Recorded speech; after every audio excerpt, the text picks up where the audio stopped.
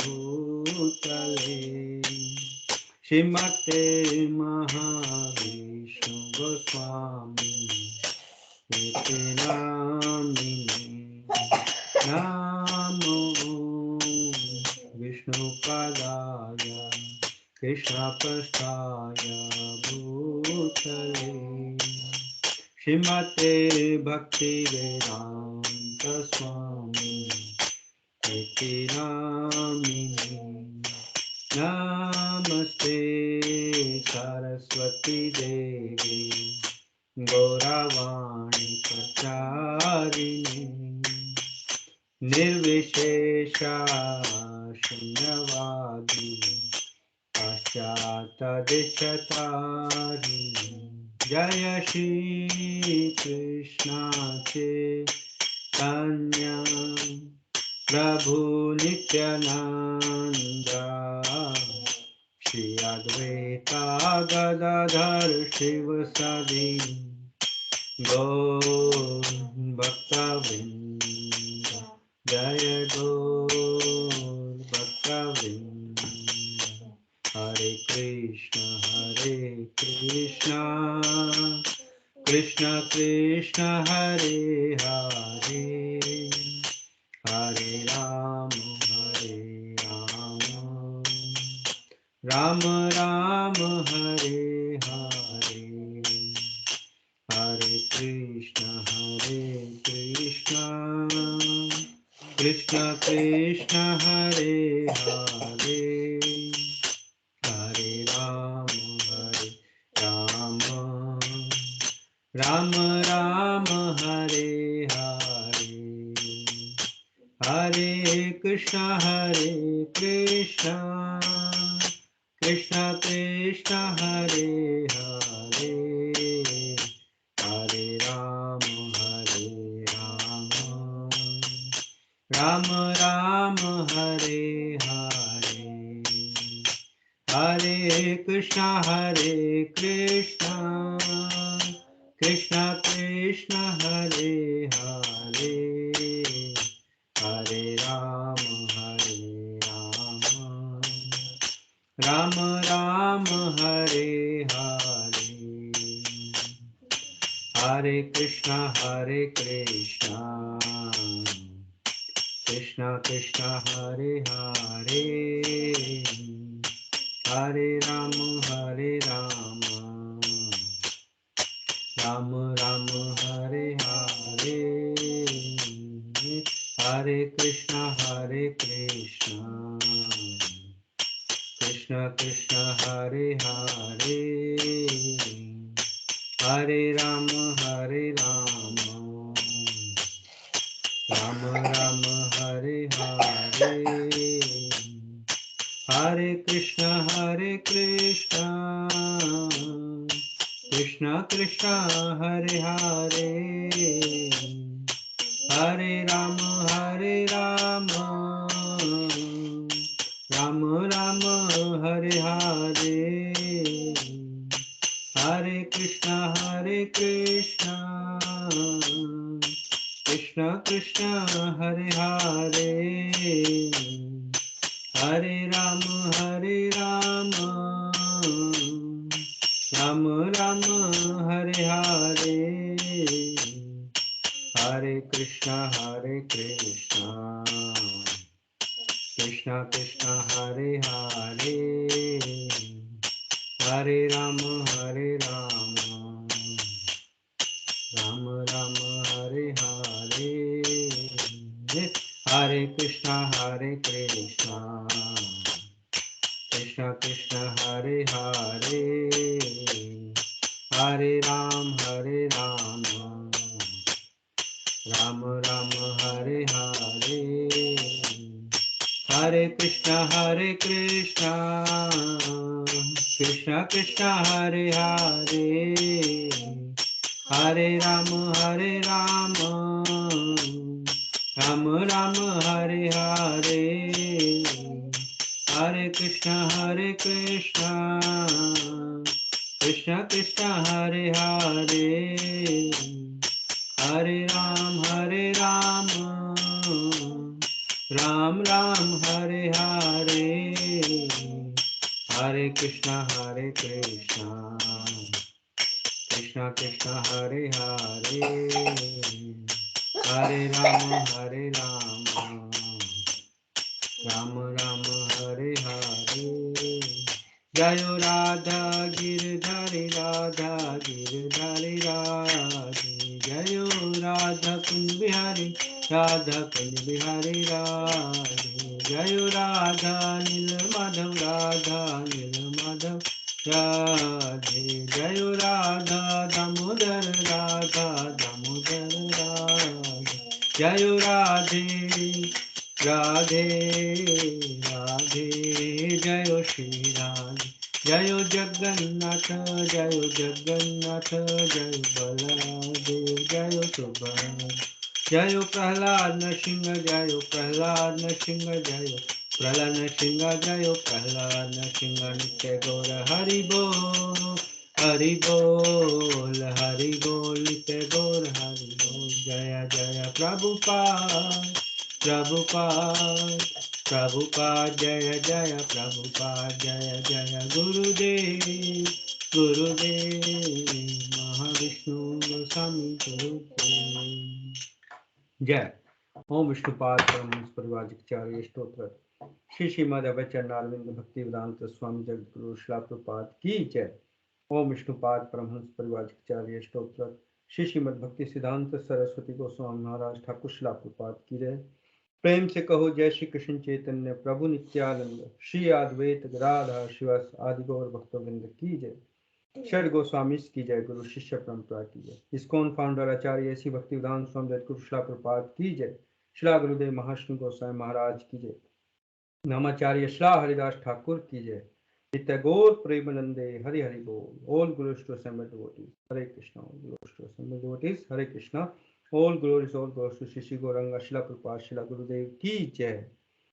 नमो विष्णुपदाय कृष्ण प्रस्ताय भूतले श्रीमद् विष्णु गोस्वामी के नाम ने नमो विष्णुपदाय कृष्ण प्रस्ताय भूतले श्रीमद् भक्ति शैष्णवादि पाश्चात्य देश था। जय जय श्रील प्रभुपाद की जय। श्रील गुरुदेव हरे कृष्णा। तो आज के इस कार्यक्रम में आप सबका स्वागत है। जैसा कि आप जानते हैं कि ये प्रोग्राम हरे कृष्णा वीकेंड जो संस्था है, चैरिटेबल संस्था है न्यूजीलैंड की, उनके द्वारा प्रायोजित किए जाते हैं। और इस संस्था के जो अध्यक्ष हैं श्रीमान अम्बरीश दास प्रभु और उनका परिवार, जिनकी कृपा से और जिनकी आशीर्वाद से और उनके ही ट्रेनिंग से मैं प्रोग्राम कर पा रहा हूँ। मेरा उनको बहुत बहुत धन्यवाद और बहुत ही मैं उनका अनुग्रहित हूँ कि उन्होंने मुझ पर कृपा की और मुझे श्रील प्रभुपाद और श्रील गुरुदेव के बारे में बताया। हरे कृष्णा। तो सबसे पहले हम मंगलाचरण करेंगे और फिर हम अपना प्रोग्राम स्टार्ट करते हैं। ओम नमो भगवते वासुदेवाय। ओम नमो भगवते वासुदेवाय। ओम नमो भगवते वासुदेवाय। ओम अज्ञानं तिमिरन्धस्य ज्ञानञ्जनशलाकया चक्षुर्मृतं येन तस्मै श्रीगुरुवे नमः। श्रीचैतन्यमनोभीष्टं स्थापितं येन भूतले स्वयं रूपा कदा मह्यं ददाति स्वापदान्तिकं। वन्देऽहं श्रीगुरो श्रीयुतापदकमलं श्रीगुरून् वैष्णवांश्च श्रीरूपं साग्रजातं सहगणा रघुनाथं वितं तं सजीवं साद्वैतं सावधूतं परिजनसहितं कृष्णचैतन्यदेवं श्रीराधा कृष्णपदान् सहगणा ललिता श्रीविशाखान्वितांश्च।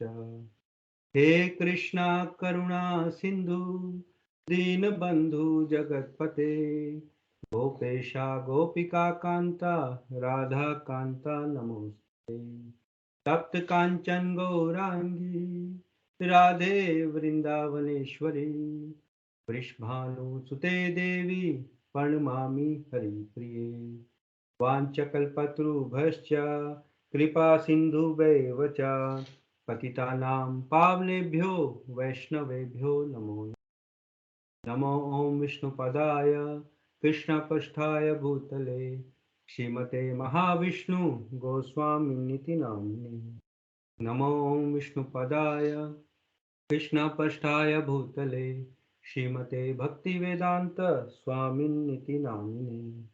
नमस्ते सारस्वती देवे गौरवाणी प्रचारिणे निर्विशेष शून्यवादी पाश्चात्य देश तारिणे। जय श्री कृष्ण चैतन्य प्रभु नित्यानंद श्री अद्वैत गदाधर श्रीवासादि गौर भक्त वृंद। हरे कृष्ण कृष्ण कृष्ण हरे हरे, हरे राम राम राम हरे हरे। हरे कृष्ण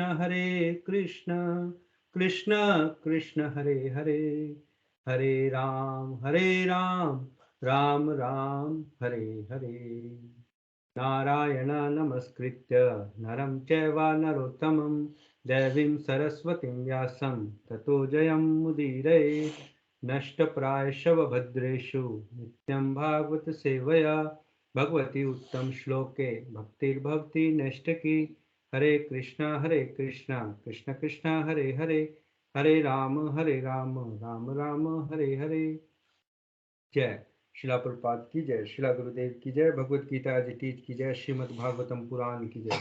टैगोर प्रेमानंदे हरि हरि बोल। हरे कृष्ण। तो जैसा कि आप जानते हैं कि पिछले प्रोग्राम में हमने श्री दामोदर भगवान की लीला का श्रवण किया था, क्योंकि ये दामोदर मंथ यानी कि कार्तिक मास चल रहा है और इस कार्तिक मास में हम रोज जो भगवान की जो स्तुति है, भगवान की जो प्रार्थना है, श्री दामोदर अष्टकम, उसका गान करते हैं और भगवान को घी का दिया दिखाते हैं इस पूरे महीने में, कार्तिक के महीने में। और कोई ना कोई ऐसा व्रत हम लेते हैं पूरे महीने के लिए कि हम भगवान की सेवा करेंगे या भगवान के नाम का जाप करेंगे रोज, या अधिक से अधिक भगवान के जो आध्यात्मिक जो किताबें हैं शिला प्रभुपाद की वो पढ़ेंगे। तो कुछ ना कुछ ऐसा हम व्रत लेते हैं जिससे कि हमारा जो भगवान के प्रति जो प्रेम है और भक्ति जो है वो बढ़े। तो हम जो ये भगवान की दामोदर की जो आरती है, दामोदर अष्टक, हम उसको भी गाएंगे, क्योंकि ये पूरे महीने में हमें रोज गानी चाहिए। तो हम इस प्रोग्राम के माध्यम से हम हर प्रोग्राम में, अब इस पूरे महीने में जितने भी 4 प्रोग्राम होंगे तो सब में हम ये गाएंगे और इसका जो भावार्थ है वो भी पढ़ेंगे। तो सबसे पहले मैं भावार्थ पढ़ता हूँ और फिर हम इकट्ठे गाएंगे। तो श्री दामोदर अष्टकम यानी कृष्ण देवप्यान व्यास, जो व्यास मुनि जी हैं, उनके पद्म पुराण में सत्यव्रत मुनि द्वारा कार्तिक माह में भगवान दामोदर की पूजा करनी चाहिए तथा प्रतिदिन दामोदर अष्टक प्रार्थना गानी चाहिए, जिसे सत्यव्रत मुनि ने बताया और जिसे भगवान दामोदर आकर्षित होते हैं। ये है श्री भक्ति हरि भक्ति विलास स्कंद 2 अध्याय 16 और श्लोक संख्या 198। तो इसका भावार्थ क्या है? नंबर 1, जिनका सर्वेश्वर सच्चिदानंद स्वरूप है, जिनके कपोलों पर मकराकृत कुंडल हिलडुल रहे हैं, जो गोकुल नामक दिव्य धाम में परम शोभायमान हैं, जो दधिभांड फोड़ने के कारण माँ यशोदा के डर से उखल से दूर दौड़ रहे हैं, किंतु जिन्हें माँ यशोदा उनसे भी अधिक वेग पूर्वक दौड़कर पकड़ लिया है, ऐसे भगवान दामोदर को मैं विनम्र प्रणाम अर्पित करता हूँ। नंबर 2, माँ के हाथ में लाठी देखकर वे रोते रोते बारंबार अपनी आंखों को अपने दोनों हस्त कमलों से मसल रहे हैं। उनके नेत्र भय से विहिल हैं। रुद्र के आवेग से सिसकियां लेने के कारण उनके त्रिरेखा युक्त कंठ में पड़ी हुई मोतियों की माला कंपित हो रही है। इन परमेश्वर भगवान दामोदर का, जिनका उदर रस्सियों से नहीं अपितु यशोदा माँ के वात्सल्य प्रेम से बंधा है, मैं प्रणाम करता हूँ। नंबर 3, जो ऐसी बाल्य लीलाओं के द्वारा गोकुल वासियों को आनंद सरोवर में डुबाते रहते हैं और अपने ऐश्वर्य ज्ञान में मग्न अपने भक्तों के प्रति यह तथ्य प्रकाशित करते हैं कि उन्हें भय आदर की धारणाओं से मुक्त अंतरंग प्रेमी भक्तों द्वारा ही जीता जा सकता है। उन भगवान दामोदर को मैं कोटि कोटि प्रणाम करता हूँ। नंबर 4, हे प्रभु, यद्यपि आप हर प्रकार के वर देने में समर्थ हैं, तथापि मैं आपसे न तो मोक्ष अथवा मोक्ष के चरम सीमा रूप वैकुंठ में शाश्वत जीवन और न ही नवदा भक्ति द्वारा प्राप्त कोई अन्य वरदान मांगता हूँ। हे नाथ, मेरी तो बस इतनी ही इच्छा है कि आपका यह वृंदावन का बाल गोपाल रूप मेरे हृदय में सदा प्रकाशित रहे, क्योंकि इसके सिवा मुझे किसी अन्य वरदान से प्रयोजन ही क्या है। हे प्रभु, लीला लीलालिमा युक्त कोमल श्याम वर्ण के घुंघराले बालों से घिरा हुआ आपका मुख कमल माँ यशोदा के द्वारा बारंबार चुंबित हो रहा है और आपके होठ बिंब फल की भांति लाल हैं। आपके मुखमंडल का यह सुंदर दृश्य मेरे हृदय में सदा विराजित रहे। मुझे लाखों प्रकार के दूसरे लाभों की आवश्यकता नहीं है। नंबर 6, हे भगवान, मैं आपको प्रणाम करता हूँ। मैं आपको प्रणाम करता हूँ। हे दामोदर, हे अनंत, हे विष्णु, हे नाथ, हे मेरे प्रभु, मुझ पर प्रसन्न हो जाइए। मैं दुखों के सागर में डूबा जा रहा हूँ। मेरे ऊपर अपनी कृपा दृष्टि की वर्षा करके मुझ दीनहीन शरणागत का उद्धार कीजिए और मेरे नेत्रों के समक्ष प्रकट हो जाइए। नंबर 7, हे भगवान दामोदर, जिस प्रकार आपने दामोदर रूप में नलकुवर और मणिग्रीव नामक कुबेर पुत्रों को नारद जी के शाप से मुक्त कर उन्हें अपना महान भक्त बना लिया था, उसी प्रकार मुझे भी आप अपनी प्रेम भक्ति प्रदान कीजिए। यही मेरा एकमात्र आग्रह है। मुझे किसी प्रकार के मोक्ष की कोई इच्छा नहीं है। नंबर 8, हे भगवान दामोदर, मैं सर्वप्रथम आपके उदर को बांधने वाली दीप्तिमान रस्सी को प्रणाम करता हूँ। आपकी प्रियतमा श्रीमती राधा रानी के चरणों में मेरा सादर प्रणाम है और अनंत लीलाएं करने वाले आप परमेश्वर को मेरा प्रणाम है।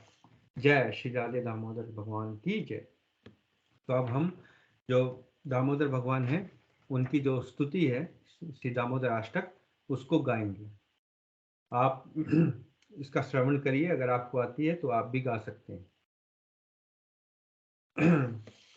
नमामीश्वरं सच्चिदानन्दरूपं लसत्कुण्डलं गोकुले भ्रजमानं यशोदाभियोलुखलाधवमानं परं दृष्टम् अत्यन्तायो द्रुतगोप्या रुदन्तं मुहुर्नेत्रयुग्मं अजन्तं कराम्बुजयुग्मेन शान्तकनेत्रम् मुहुस्वाशिकं पात्रीरेखाङ्ककान्त पितादेवं दामोदरं भक्तिबद्धम् इति दृष्ट्वा लीलाभिरानन्दकुन्दे स्वघोषं निमाजन्तम् आख्यापायन्तम् तदीयेषिताङ्गेषुर्भक्तिर्जितात्वं पुनः प्रेमातास्तं स आवृत्तिवन्दे परं देवा मोक्षं न मोक्षं वधिं वा गचान्यं वर्णेऽहं वरेशदपीह इदं ते वपुरनाथ गोपाल बालं सदा मे मनस्या वीरस्तं किमानि इदं ते मुखं भोजम् अत्यन्तनिर्ले रतं कुण्ठाले स्निग्धारक्तिश्च गोप्या मुहुश्चुम्बितं बिम्बारक्तधरं मे मनश्शवीरस्तम् आलं लक्ष्यलाभे नमो देवा दामोदर अनंत विष्णु प्रसीद प्रभो दुःखजलाभिमग्नम् कृपा दृष्टिवशाति दीनं गतानु गणेशमम् आज्ञाम् आधे अक्षिदृश्या कुबेरात्मजौ बद्धा मृत्वे वयाद्वा कव्यामुचितौ भक्ति भजौ कुतौ च तथा प्रेम भक्तिं स्वाकामे प्रयश्च न मोक्षे ग्रहो मे स्थितमोद्रादेह नमस्ते सुकाम्ने स्पृददीप्तिधाम्ने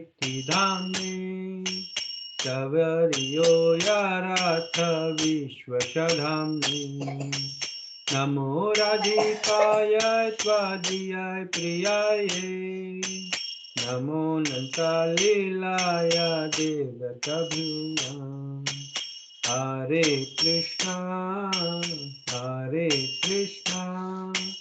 कृष्णा कृष्णा हरे हरे हरे राम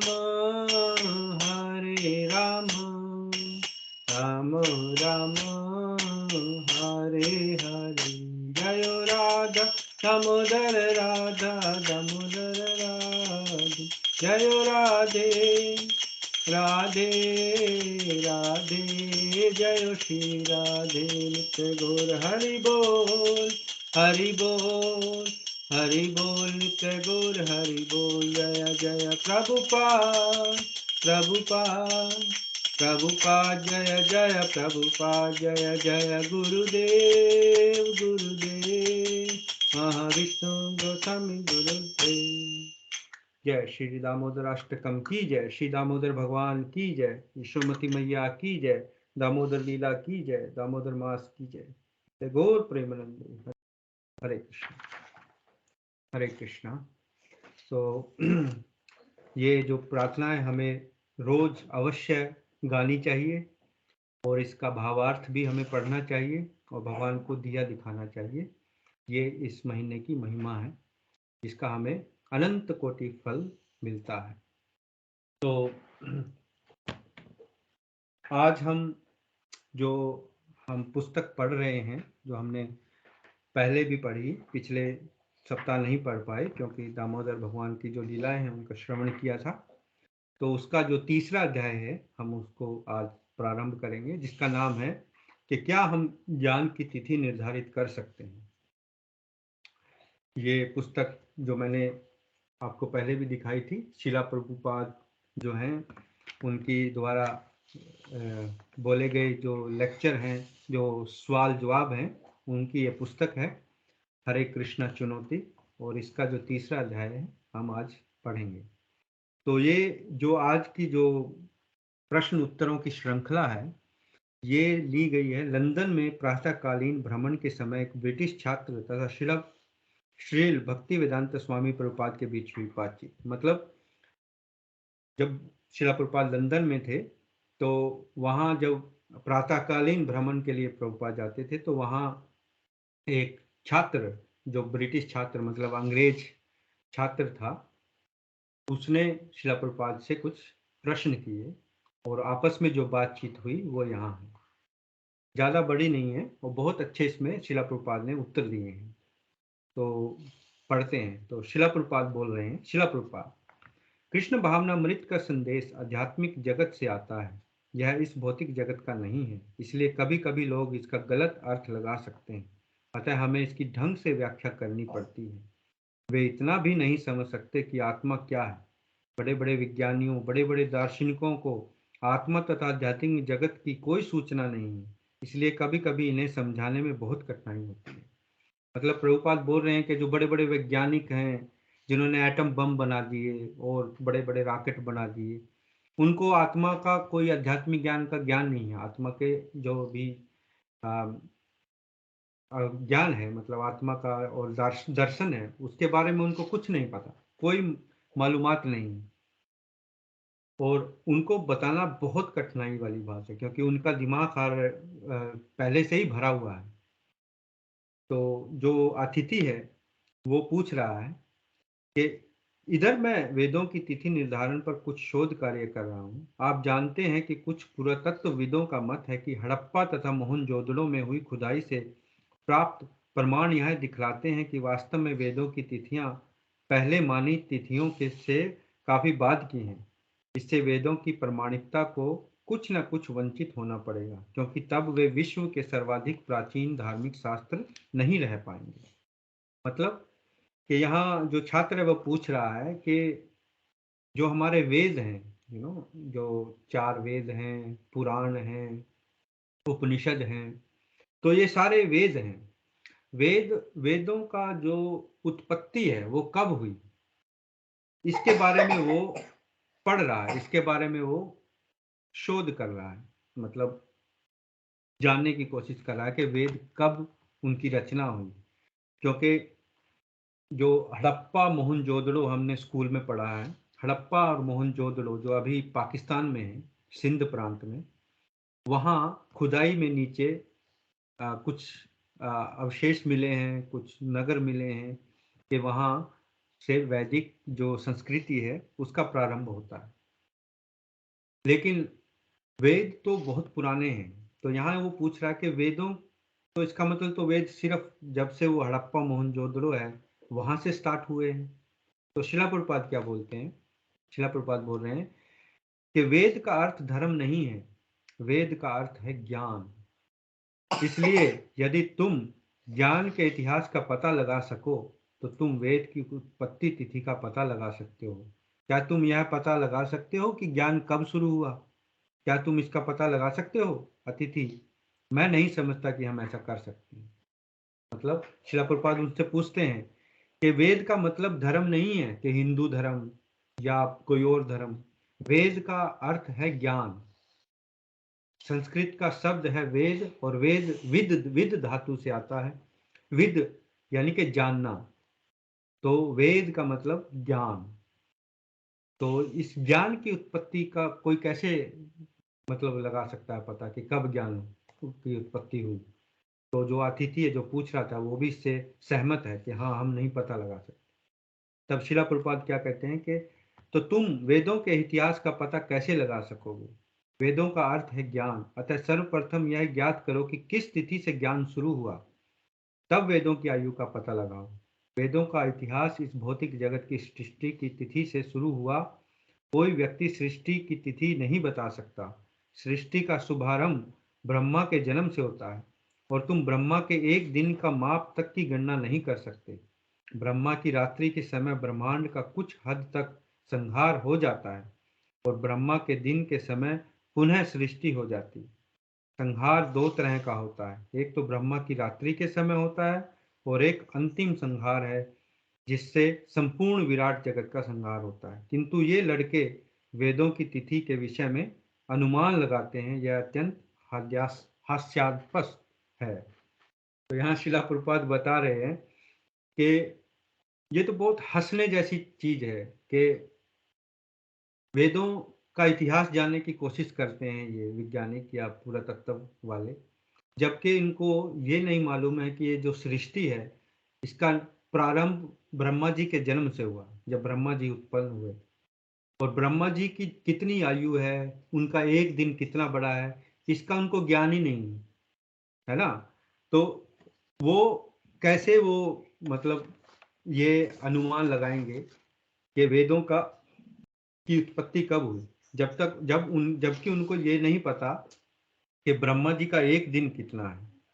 असल में ब्रह्मा जी के जो जीवन है उसके बारे में भगवत गीता में भगवान बताते हैं। भगवत गीता में भगवान 8वें अध्याय के 17वें श्लोक में, 8वें अध्याय का जो 17वां श्लोक है उसमें भगवान बता रहे हैं, अव्यक्ताद् व्यक्तः सर्वः प्रभवन्तया रागमे रात्र्यागमे प्रेरयन्ते तत्र व्यक्ता संज्ञके।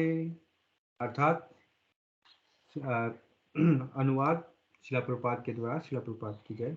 ब्रह्मा के दिन के शुभारंभ से में सारे जीव अव्यक्त अवस्था में व्यक्त होते हैं, और फिर जब रात्रि आती है तो वे पुनः अव्यक्त में विलीन हो जाते हैं। और इससे जो पहला है श्लोक, उसमें ब्रह्मा जी का वो दिया हुआ है, उनके जीवन की अवधि जो दी हुई है। सहस्त्र युग अपर्यंत अहम यत् अहम यद्र ब्राह्मणो विदुः रात्रिं युग सहस्रांताम ते ते हो रात्रि विदो जनः। मतलब मानवीय गणना के अनुसार 1000 युग मिलकर ब्रह्मा का एक दिन बनता है और इतनी ही बड़ी ब्रह्मा की रात्रि होती है। तो यहाँ हम देखेंगे कि ब्रह्मा जी का एक दिन कितना है, जब इसके बारे में वेदों में ये लिखा हुआ है, और जब हमने इसका जो कुछ शिला प्रभुपाद ने दिया हुआ है अपने पुस्तकों में, और उससे पता लगता है कि जो समय की गणना क्या है, समय का सबसे छोटा जो है उसको बोलते हैं त्रुटि। और एक त्रुटि जो है उसमें जो परमाणु होते हैं 18 परमाणु जब मिलते हैं तो उसको एक त्रुटि बोलते हैं। और ऐसी 100 त्रुटियां मिलकर एक वेद बनती हैं। 3 विद से एक लव बनता है, और 3 लव से एक निमिष, और 3 निमिष से एक क्षण, और 5 क्षण से एक कष्ट, और 15 कष्ट से एक लघु, और एक लघु 2 मिनट के बराबर होता है, और 15 लघु से एक दंड, और एक दंड आधे घंटे के बराबर होता है, और 6 दंड का एक पहर, पहर का मतलब होता है 3 घंटे, और 4 पहर का एक दिन, और 4 पहर की एक रात। एक दिन में 4 पहर होते हैं और रात में भी 4 पहर होते हैं। और 15 दिन का एक पक्ष होता है। पक्ष मतलब जैसे कृष्ण पक्ष है ना, शुक्ल पक्ष है। जब हम अपने कैलेंडर देखते हैं तो उसमें एक पक्ष होता है, तो 15 दिन का एक पक्ष होता है, और 2 पक्ष का एक महीना, और 12 महीना का एक साल, और ऐसे 4,32,000 साल का एक कलयुग है। और दो, इस कलयुग से जो पहला युग था वो था द्वापर युग, वो इससे दुगनी उम्र का था, मतलब उसकी अवधि थी 8,64,000 साल। और द्वापर युग से पहले त्रेता युग था, और उसकी अवधि थी 1,29,000 नहीं 12,96,000 साल। और उससे पहले त्रेता युग था जिसकी अवधि थी 17,28,000 वर्ष। और ऐसे जब ये युग हैं 4 युग, जब ये 4 युग मिल जाते हैं उसको बोलते हैं चतुर्युग। और एक चतुर्युग की उम्र है 42,32,000 साल। और ऐसे ये चतुर्युग जो होते हैं वो 1,000 चतुर्युग जब बीत जाते हैं तो उसको एक कल्प कहते हैं, कल्प। और ऐसे जो कल्प है वो 1,000 चतुर्युगों का एक दिन और एक रात ब्रह्मा जी की होती है ना। तो ब्रह्मा जी का जो एक दिन हम नहीं काउंट कर सकते कितने हजार उसमें साल है। और ऐसे ब्रह्मा जी की उम्र है 100 वर्ष। तो अगर हम पूरी ब्रह्मा जी की उम्र को अगर इसकी गणना करें तो बनेंगे 3,110 खरब और 4 करोड़ पृथ्वी के साल। इतनी जीरवें लगेंगी कि हम पूरा बोर्ड नहीं होता लिखने का, वो भी खत्म हो जाएगा, इतनी इतनी उनकी उम्र है ब्रह्मा जी की, हमारे पृथ्वी के सालों के मुकाबले, है ना।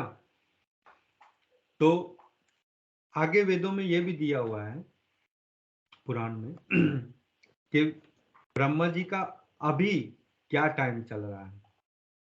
मतलब अभी अगर हम देखें तो ब्रह्मा जी का ये जो चल रहा है ये है कल्प। क्योंकि कल्प जो मैंने बताया 1,000 जो चतुर्युग है उसका एक कल्प होता है। जो ऊपर के जो लोक हैं वहाँ जो टाइम की गणना होती है, जो समय की गणना होती है वो कल्प से होती है ना। और कल्प अभी ब्रह्मा जी का अगर उस कल्प से हम मापें तो ब्रह्मा जी का अभी दोपहर का टाइम है। और जब ये दोपहर से शाम होगी, फिर शाम से जब रात होगी तो प्रलय होती है, जैसे प्रभुपाद जी बोलते हैं प्रलय। लेकिन वो छोटी प्रलय होती है जिसमें पृथ्वी से लेकर ऊपर के 2 या 3 लोग वो खत्म हो जाते हैं, नष्ट हो जाते हैं। और फिर ऐसे उनकी एक रात होती है पूरी। उस रात के बाद जब वो दोबारा सुबह फिर उठते हैं ब्रह्मा जी, फिर वो सृष्टि की रचना होती है, जो पृथ्वी लोक से उस उन 3 लोकों से नीचे। तो ऐसे ये एक सिस्टम बनाया हुआ है। क्योंकि अभी जो है, हम गणना जो करते हैं, जो अंग्रेजों ने हमें टाइम दिया है, जनवरी फरवरी मार्च अप्रैल ऐसे, तो एक एक लाइन वाला टाइम है कि अभी 2012 आ गया ना, 2022 आ गया, फिर 2023 2024, ऐसे 2000 साल पहले से टाइम स्टार्ट हुआ और ऐसे चल रहा है। लेकिन हमारे वैदिक काल में जो समय है वो गोल है। जैसे कलयुग, द्वापर, त्रेता, सतयुग, फिर कलयुग, है ना, ऐसे सतयुग, द्वापर, त्रेता, कलयुग, ऐसे गोल चलता रहता है। एक युग के बाद दूसरा, दूसरे के बाद तीसरा, चौथा, ऐसे 4 युग हैं। और ये चतुर्युग चलते रहते हैं, चलते रहते हैं, चलते रहते हैं। तो ये हमारे वेदों का जो है समय, वो गोलाकार है, लंबा नहीं है कि एक तरीक से स्टार्ट हुआ और इस तरीक तक खत्म हो जाएगा, नहीं, तो चल रहा है। तो आगे प्रभुपाद, शिल प्रभुपाद इसको और समझाने की बता रहे हैं कि ऐसे अनेक सूक्ष्म जीवाणु हैं जो शाम को जन्मते हैं और प्रातःकाल होते मर जाते हैं। उनकी आयु एक रात ही होती है। उसी तरह हमारा जीवन है। तुम कौन सा इतिहास लिख सकते हो? इसलिए हम वैदिक प्रमाणों में से वैदिक ज्ञान पाते हैं। मनुष्य को दादुर दार्शनिक नहीं होना चाहिए। क्या तुम दादुर दर्शन जानते हो? श्री दादुर यानी कि मेंढक ने कभी अटलांटिक सागर नहीं देखा था। अतः जब उसे बताया कि मैंने बहुत बड़ा जल समूह देखा है, तो श्री दादुल ने कहा, क्या वह इस कुएं से बड़ा है? मतलब ये एक मेंढक की का उदाहरण शिला प्रभुपाद दे रहे हैं। क्योंकि एक मेंढक जो है वो कुएं में था, उसको यही नहीं पता कि बाहर भी कुछ दुनिया है। तो एक बार क्या हुआ कि एक समंदर से दूसरा मेंढक उस कुएं में आया और उसने बताया उस मेंढक को, दूसरे मेंढक को, कि मैंने एक इतना बड़ा जल समूह देखा है कि उसकी तुम कल्पना नहीं कर सकते। तो वो जो कुएं का मेंढक था वो बोला कि अच्छा कितना बड़ा? उसने छलांग लगाई यहाँ से वहां, इतना बड़ा? तो उस मेंढक ने कहा नहीं, इससे भी बड़ा। फिर उसने उससे भी बड़ी छलांग लगाई, कह रहा इससे, कह रहा नहीं। तो उसने पूरा कुआं मापा, कह रहा इससे बड़ा, कह रहा नहीं इससे भी बहुत बड़ा। फिर उसने उसको कहा ये तो झूठ बोल रहा है, ऐसा हो ही नहीं सकता, क्योंकि उसने अपने कुएं से बाहर की दुनिया देखी नहीं, है ना। तो उसको पता ही नहीं कि इससे भी बड़ी चीज कोई हो सकती है। तो वही हाल आज के वैज्ञानिकों का है। और जो जितने भी ये स्कॉलर हैं, है ना, वैज्ञानिक हैं, दार्शनिक हैं, वो अपने दिमाग से, जो उनका छोटी बुद्धि है, उसी उसी जैसे हम देखते हैं ना एक दूरबीन से या अपने चश्मे से, बस उतना ही देख पाते हैं। हमें ये नहीं पता कि आसपास भी कितनी चीजें हैं। तो यही शिला प्रभुपाद बता रहे हैं कि हमें कुएं के मेंढक की तरह नहीं रहना है ना। हमें अपनी, जो हमारे बुद्धि से काम लेना है, जो हम नहीं देख सकते उससे भी आगे की तक दुनिया है। तो अतिथि बोला कि हाँ, यह तो उनकी कल्पना से परे था शिला प्रभुपाद। हाँ, उसी तरह ये विद्वान भी अपने अपने कुओं में सड़ रहे दादुरों की तरह हैं। भला ये वैदिक ज्ञान के बारे में संभवतः क्या समझ पाएंगे? तो शिला प्रभुपाद वही बता रहे हैं कि ये कुएं के मेंढक हैं, ये क्या समझ पाएंगे कि वेदों का ज्ञान क्या है? तो जो अतिथि है उसने पूछा, हाँ मैं समझ रहा हूँ। विषयांतर के रूप में मैं सोचता हूँ कि क्या आप अनुभव करते हैं कि वेद इसकी पुष्टि करते हैं कि असली जीवन यानी जीवन का जो शुद्धतम रूप है वह प्रकृति के साथ साथ जिया जाता है, उसके विरुद्ध होकर नहीं, जैसा कि हम अपने शहरी प्रवेश में करते प्रतीत होते हैं। मतलब यहाँ वो पूछ रहा है अतिथि कि हाँ ऐसा है कि जैसे हमें प्रकृति के साथ रहना चाहिए, प्रकृति के विपरीत नहीं, जैसा कि आजकल हो रहा है ना। हम प्रकृति के विपरीत चल रहे हैं। हम हर चीज, प्रकृति के जितने संसाधन हैं उनका दोहन कर रहे हैं उनको। चाहे कोई किसान है, मैं किसान का उदाहरण दूंगा क्योंकि मैं किसान की बैकग्राउंड से आता हूँ। हर किसान सोचता है कि ज़्यादा से ज़्यादा पैदावार निकल जाए, उसके लिए वो ज़्यादा से ज़्यादा यूरिया उसमें गिराएगा और ज़्यादा से ज़्यादा दूसरे जो उर्वरक हैं, जो खाद हैं, उनको डालेगा ताकि ज़्यादा से ज़्यादा पैदावार हो, है ना? क्योंकि हर चीज़ आजकल पैसे से तोली जाने लगी है। तो वो प्रकृति के साधनों को, जिसकी वजह से क्या हुआ पिछले, अगर हम देखें 40 साल से, हमारे देश की जो धरती है उसमें इतना ज़्यादा खाद यूरिया हो गया है कि वो बंजर होने के कगार पे है। क्योंकि पैदावार को जो उत्पन्न करने के लिए जो प्रकृति के जो नियम हैं उनका उल्लंघन हमने किया है ना? उनमें उनको हमने जो अप्राकृतिक खादें हैं उनको डाल डाल के हमने उसको बहुत खराब कर दिया। आज मिट्टी की हालत ये है कि हम अगर ऐसे ही चलते रहे तो आने वाले कुछ ज़्यादा टाइम नहीं लगेगा जब कुछ भी उगना बंद हो जाएगा। तो इसलिए हमें प्रकृति के जो संसाधन है उनका दोहन नहीं करना चाहिए। दोहन मतलब उनका एक्सप्लॉयटेशन, मतलब उनको नाजायज तरीके से इस्तेमाल नहीं करना चाहिए। तो शिला प्रभुपाद आके क्या कहते हैं, हाँ, असली जीवन का अर्थ है कि शारीरिक कार्यों को न्यूनतम किया जाए जिससे समय बचाकर आध्यात्मिक ज्ञान में लगा जा सके। यही असली जीवन है। वर्तमान सभ्यता जो कि देहात्म बोध पर आधारित है पशु जीवन है, यह सभ्य जीवन नहीं है। अथ तो ब्रह्म जिज्ञासा, यानी सभ्य जीवन तब शुरू होता है जब मनुष्य इतना प्रगत बन जाता है कि वह आत्मा के विषय में पूछताछ यानी जिज्ञासा करने लगता है। किंतु जब ऐसी पूछताछ नहीं होती तब लोग यही नहीं पूछते कि आत्मा क्या है, तो वो कुकर और शुक्रों की तरह होते हैं यानी कि हम पशु समान होते हैं। जब तक आदमी या इंसान ये जिज्ञासा ना करे कि मैं कौन हूँ, मैं कहाँ से आया हूँ, मैं बूढ़ा क्यों होता हूँ, मुझे बीमारियां क्यों लगती हैं, मैं इतने दुख क्यों पाता हूँ, है ना? जब ये सवाल अगर मन में नहीं आते हैं इंसान के, तो हमारा जीवन असल में इंसान का जीवन नहीं है। वो कुकर और शुक्रों की तरह। कुकर मतलब कुत्ते, शुक्र मतलब सुअर, मतलब बस खाने पीने में और सेक्स करने में ही लगे रहते हैं, बच्चे पैदा करने में, और खाओ पियो और बच्चे पैदा करो, बस। मतलब वो पशुवत जीवन ही होता है। असली जीवन तब स्टार्ट होता है अथ तो ब्रह्म जिज्ञासा, जब हमारे अंदर ये जिज्ञासा उत्पन्न होती है कि आत्मा क्या है, मैं कौन हूँ, मुझे जानना है ना? आगे प्रभुपाद क्या बोलते हैं कि वैदिक जीवन सिखाता है कि मनुष्य जहां तक संभव हो शारीरिक उत्पातों से मुक्त बने। इसलिए वैदिक शिक्षा ब्रह्मचर्य से शुरू होती है। देखा ना, किंतु ये धूर्त अपने विषय जीवन पर रोक नहीं लगा सकते। इनका दर्शन है कि अनियंत्रित यौन जीवन बिताओ और जब गर्भ रह जाए तो शिशु की हत्या कर दो। तो प्रभुपाद जो आज की जो संस्कृति है, जो अंग्रेजों की संस्कृति है, जिसको हमने भी अपना लिया है भारत में, कि बस सेक्स करो, बच्चा जब गर्भ में है तो बच्चे को मार दो, अबॉर्शन करा दो, गर्भपात करा दो, है ना? तो इसका मतलब ये बहुत ही निचले स्तर की, जिसको कहें, सभ्यता है, जिसमें एक असहाय जीव आत्मा जो है उसको हम मार देते हैं गर्भ के अंदर ही। अल्ट्रासाउंड करवा के, लड़की है तो लड़की को मार दो, है ना? या फिर विवाह से पहले किसी लड़की को गर्भ है तो उसको मार दो। तो यहाँ अतिथि बोलता है, हाँ, शिला प्रभुपाद बोलते हैं, यह उनका धूर्त दर्शन है। उन्हें इसका कोई अनुमान नहीं है कि प्रशिक्षण के द्वारा मनुष्य यौन जीवन को भुला सकता है। यदि आप यौन जीवन को भूल जाते हैं तो फिर गर्भपात का प्रश्न ही कहाँ होता है।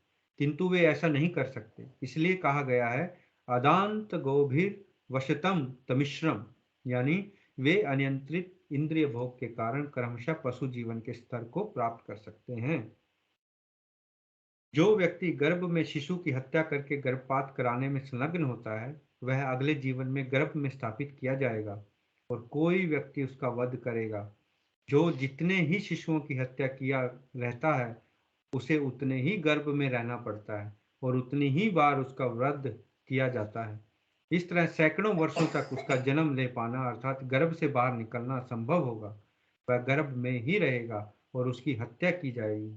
लोग प्रकृति के नियमों को नहीं जानते। मनुष्य प्रकृति के नियमों का उल्लंघन राज्य नियमों के उल्लंघन की तरह नहीं कर सकता। मान लो कि तुम किसी का वध करते हो तो चालबाजी से तुम बच जा सकते हो, लेकिन तुम प्रकृति के नियम से नहीं बच सकते। तुमने जितनी बार वध किया है उतनी बार गर्भ में तुम्हारी हत्या की जाएगी। यही प्रकृति का नियम है। देखा, यहाँ शिला प्रभुपाद कितनी एकदम क्लियरिटी, जिसको कहते हैं कोई लाग लपेट नहीं, बिल्कुल सीधे तरीके से बोल रहे हैं कि जो प्रकृति का नियम तोड़ेगा उसको प्रकृति सजा देगी। कैसे? कि अगर कोई गर्भपात कराएगा, जैसे गर्भ में बच्चे को गिरा देते हैं, मार देते हैं, उसको उसी तरह गर्भ में जन्म लेना पड़ेगा और वो कभी सूर्य का प्रकाश नहीं देखेगा। उसको फिर गर्भ में से कोई दूसरा उसको मारेगा और फिर वो दोबारा जन्म, फिर गर्भ में आएगा, फिर उसको मार दिया जाएगा। किसने जितनी बार भी अबॉर्शन कराया है उसको उतनी बार वो सजा मिलेगी। तो इसका मतलब वो बहुत बहुत सालों तक उसको सूर्य का प्रकाश नहीं दिखेगा, वो गर्भ से बाहर आएगा ही नहीं। और अगला उदाहरण शिला प्रभुपाद बता रहे हैं कि जो प्रकृति के नियम है, ये आजकल के जो पुलिस के और कोर्ट के नियम हैं उसकी तरह नहीं है। ये अटल नियम है, इनको हम धोखा नहीं दे सकते। यहाँ तो अगर मैंने किसी का एक्सीडेंट कर दिया या किसी को मार दिया और मैं अच्छे से, मेरे पास पैसा है, तो मैं वकील को करके बचता निकल सकता हूँ, है ना। जमानत ले सकता हूँ, अदालत को खरीद सकता हूँ, जज को खरीद सकता हूँ, लेकिन प्रकृति के जज को कोई नहीं खरीद सकता। प्रकृति का नियम अटल है, क्योंकि वो स्वयं भगवान ने बनाया है। जो मनुष्य के नियम बनाए हुए हैं उनका हम चालाकी से, चालबाजी से उनका उल्लंघन कर सकते हैं और उनसे बच भी सकते हैं, लेकिन प्रकृति के नियम से हम नहीं बच सकते। यहाँ प्रभुपाद, शिला प्रभुपाद जो है बहुत ही क्लैरिटी से ये बता रहे हैं कि ये बात हमारे दिमाग में बैठ जानी चाहिए। और ये जो कुएं के मेंढक की तरह जो बताए हैं प्रभुपाद ने, जो जिनका उदाहरण दिया है, वो इस बात को नहीं समझते। उनको लगता है कि सब कुछ वो कंट्रोल कर सकते हैं और सबसे वो बच निकल सकते हैं।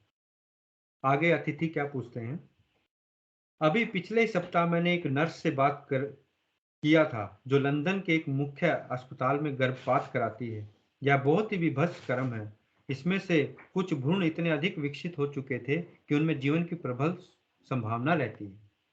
तो यहाँ जो अतिथि है उसने कहा कि लंदन में उसने एक नर्स से बात की जो ये गर्भपात कराती है, जो अबॉर्शन कराती है, और वो नर्स बता रही थी इसको कि कुछ तो अबॉर्शन ऐसे किए हैं कि वो मतलब बच्चे ही थे, उनको मार दिया गया, उनको एकदम मतलब बाहर निकाल दिया गया, उनको टुकड़े टुकड़े करके अंदर गर्भ से।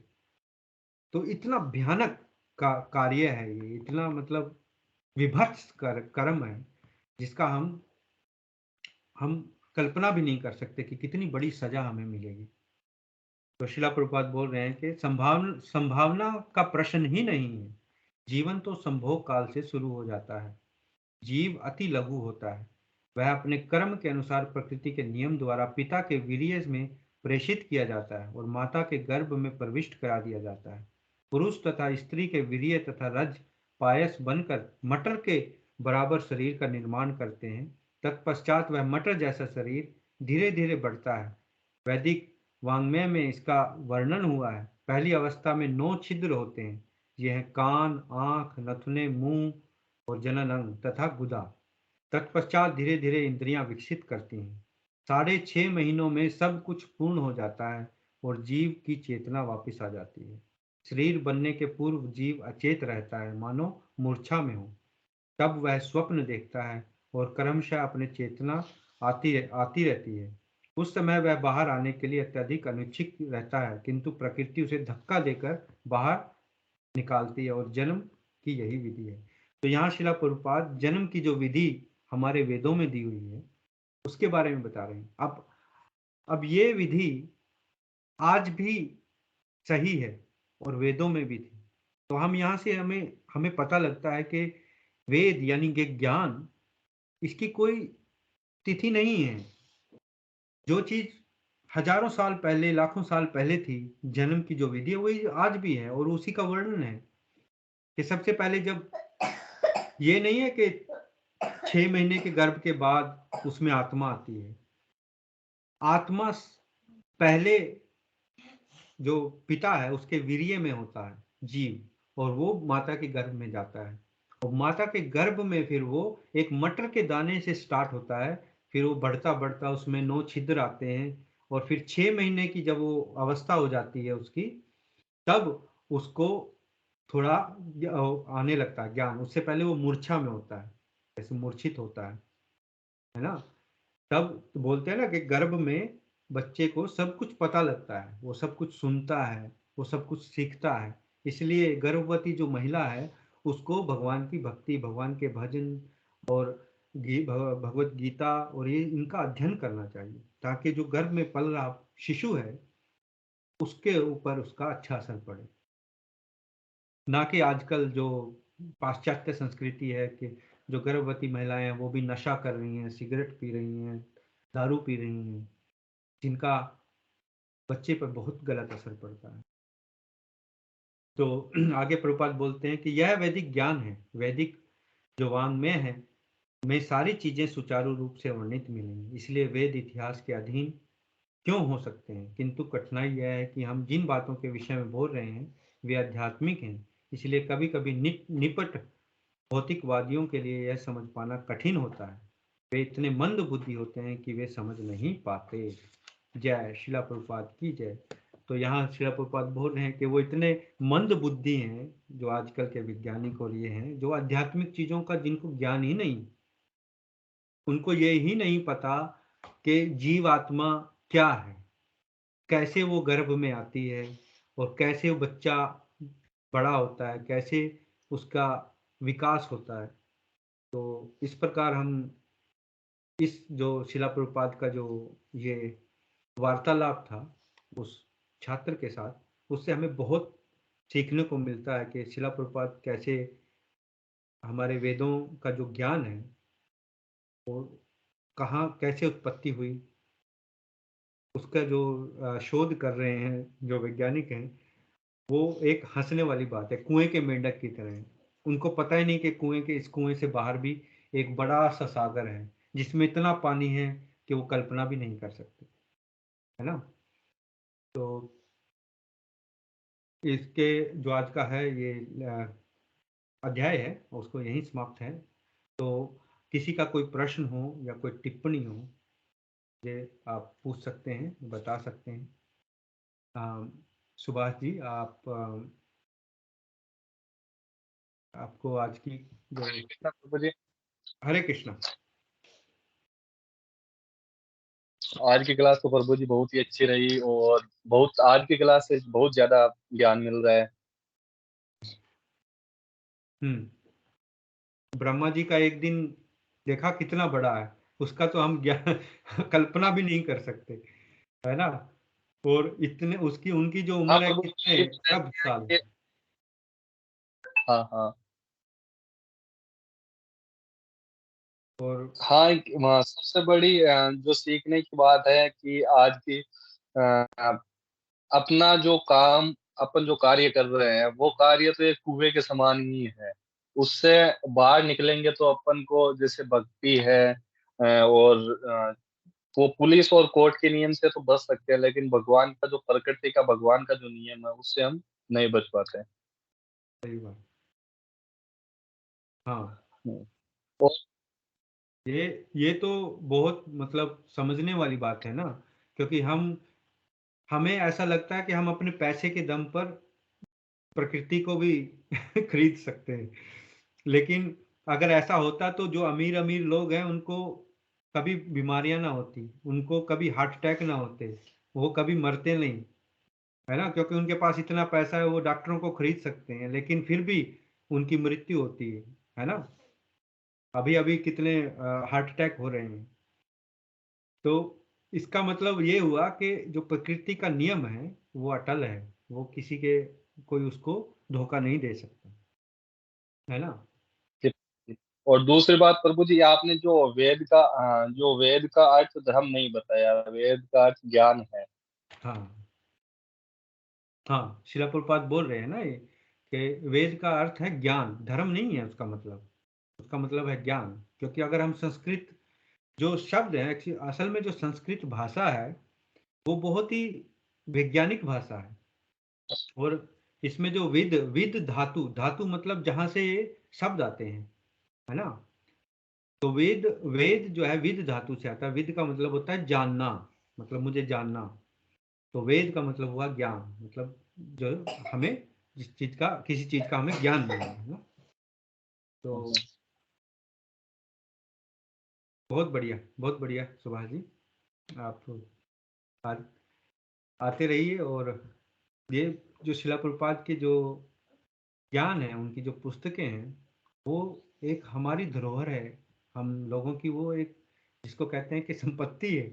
उस धरोहर को हमें सजोना है, उस धरोहर को हमें अपने आप भी सीखना है और अपने बच्चों को भी सिखाना है, और अपने आसपास जितने लोग हैं उनको सिखाना है, उनको बताना है। क्योंकि इसके बिना मतलब पूरा ही समझो बेड़ा गर्क जिसको कहते हैं ना बेड़ा गर्क, वो बेड़ा गर्क है। नहीं, जो छोटे छोटे बिंदु है उनसे बहुत अच्छे से कुएं के मेंढक अपना काम ये अपन काम से बाहर नहीं निकल पाते हैं, तो वो कुएं के मेंढक के समान ही है। हाँ बाकी चीजें जो अबॉर्शन की चीजें बताई, वो सारी चीजें की वो उतनी अपने को गर्भ में रह के उतनी बार अगर हम अगर गलत कर रहे हैं तो उतने बार हमारे उतनी साथ बार ही हमें उसकी सजा मिलेगी। मतलब जो गर्भपात कराता है, कहे उसको ये फिर सूर्य का प्रकाश नहीं देखने को मिलता है। सूर्य को प्रकाश में देखना। हाँ, उसको गर्भ में ही मारा जाएगा फिर, है ना। उसको भी जन्म लेना पड़ेगा, ऐसे गर्भ से बाहर आने का उसको मौका ही नहीं मिलेगा।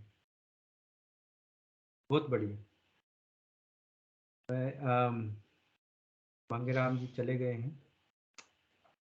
हाँ, अशोक जी मेरे ख्याल से वो भी बिजी होंगे।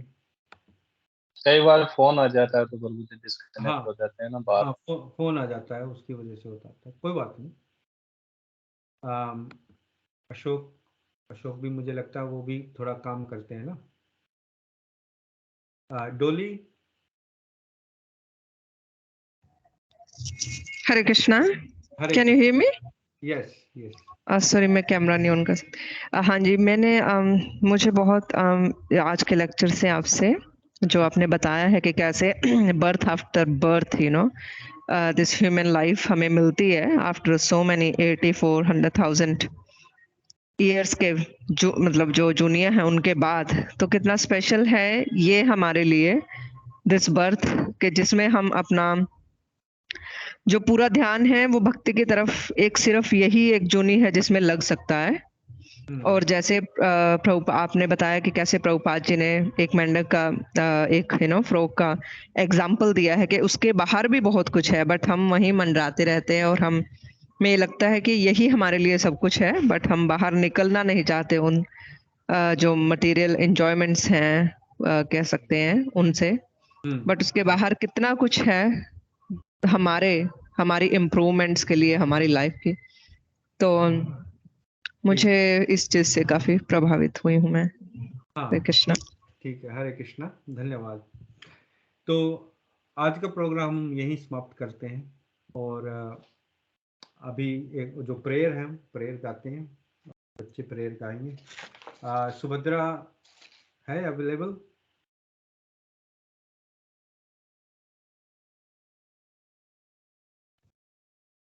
डॉली हमारा कैमरा,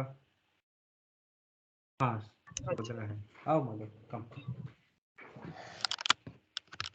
स्टार्ट, सुभद्रा स्टार्ट करो। Maharaj, Maharaj, please hear us. Maharaj, Maharaj, please hear us. Maharaj,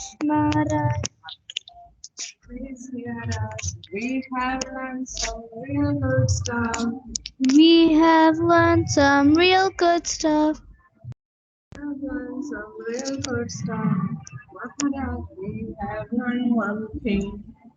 Maharaj, We have learned one thing. Today for you, you, we will sing. today for you, we will sing. If our mind is clean, we can do anything.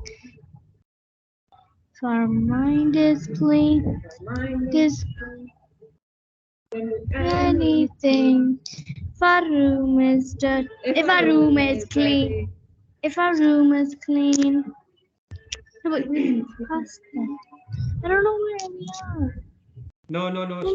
Start again. Start again. Maharaj, Maharaj. Okay, I will sing and then you will follow because you forgetting. Okay. Maharaj, Maharaj, please hear us. Maharaj, Maharaj, please hear us. We have learned some real good stuff. We Have learned some real good stuff. Maharaj, we have learned one thing. Maharaj, we have learned one thing. And today for you we will And sing. today for you we will sing. If our room is If clean, our room is clean, then our mind is clean. then the mind is clean. If our mind is If clean, our mind is clean, we can do we anything. can do anything. If our room is dirty, If our room is dirty, then so are we. then so are we. And if we are And dirty, if we are dirty, we're not happy. we're not happy. Wasting time Wasting time is the greatest crime is the greatest crime. because wasted time Because wasted time means a wasted mind. is the wasted mind. So best use your The time best is your time when you are in your prime, when you're in your prime, and your whole life and your whole life will be sublime. will be sublime. If your wealth is If gone, our wealth is gone, then there is nothing then wrong. there's nothing wrong. If your health is gone, If our health is gone, that's a different song. that's a different song. But if your character dies, If the character dies, then the world will cry. then the world will cry. Only saintly behavior Selfie behavior, lets humanity thrive. let humanity thrive. Hare Krishna, Hare Krishna, Krishna Krishna, Hare Hare, Hare Rama, Hare Rama, Rama Rama, Hare Hare. Hare Krishna, Hare Krishna, Krishna Krishna, Hare Hare, Hare Rama, Hare Rama, Rama Rama, Hare Hare. We must always remember We Krishna must also remember Krishna and never forget him too. and never forget him too. But how are we to practice this with so many things to do? But how we practice this So many things is to to do. do. That is the greatest That question. is the greatest question. And here is the greatest clue. And here's the greatest clue. You must learn to work so nicely that Krishna remembers you. So You must learn to work so nicely that Krishna remembers you. So listen very So closely listen very closely and make your thinking sharp. and make your thinking sharp. Let's learn how we can live and work so Krishna won't depart. Learn how we can live and work so Krishna won't depart. If something's due tomorrow, If someone sees tomorrow, finish it today. finish it today. And whatever is due today, Whatever's due today, do it now, don't delay. do it now, don't delay. Your friends might be lazy Your friends might be lazy or doing bad things, or doing bad things, but you think again, but you can don't follow them, don't follow them, and you will win the end. and you'll win the end. Whatever work we given, Whatever work we give in, we do our very best. we do our very best. We only live with what we need and give Krishna the rest. We only live with what we need and give Krishna the rest. rest. This is how to live, to work and to play. You learn to live this way, you see Krishna every day. This is how to live, to work and to play.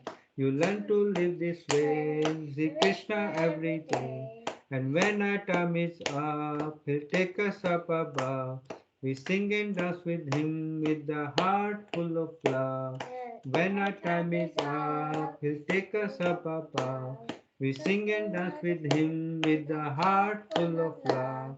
So chant Krishna's name, his glories and his fame.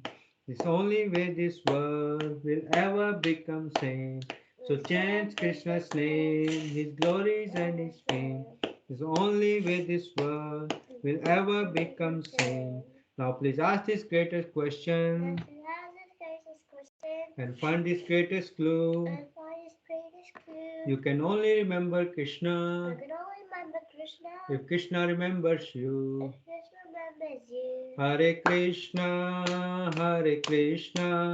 Krishna Krishna, Hare Hare, Hare Rama, Rama Rama, Hare Hare. Hare Krishna, Krishna Krishna, Hare Hare, Hare Rama, Rama Rama, Hare Hare. जय श्री श्री राधा गिरधारी भगवान की जय, शिला प्रभुपाद की जय, शिला गुरुदेव की जय, holiness Mahavishnu Goswami महाराज की जय, नित्य गौर प्रेमानंदे हरे हरे बोल। नमो शुभदाय कृष्ण प्रस्ताव भूतले श्रीमते मातृ स्वामी नमो शुभदाय कृष्ण प्रस्ताव भूतले श्रीमते भक्तिदान स्वामी नमस्ते सरस्वती ओम चांदनी कृष्ण पाश्चात्य स्थान